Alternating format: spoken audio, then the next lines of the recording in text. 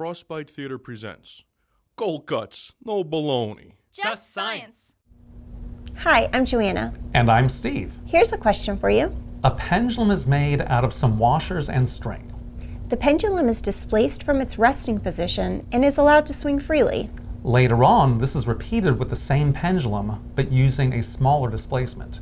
Which setup will complete 10 swings first?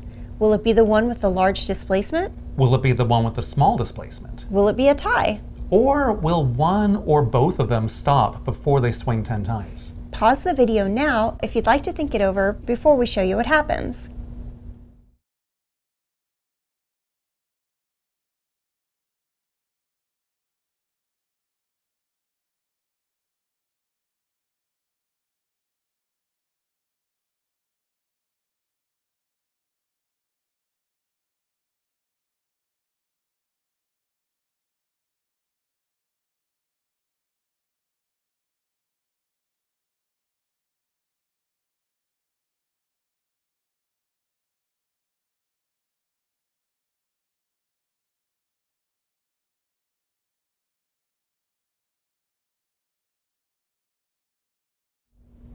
Now, someone out there is probably saying, wait.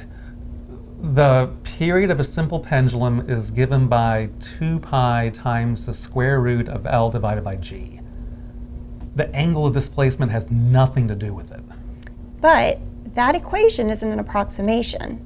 If you remember, it's derived by replacing the sign of an angle with the measure of an angle, which is reasonable as long as the angle is small and measured in radians. It's still an approximation though, and the larger the displacement, the less accurate it is. Thanks for watching. I hope you'll join us again soon for another question.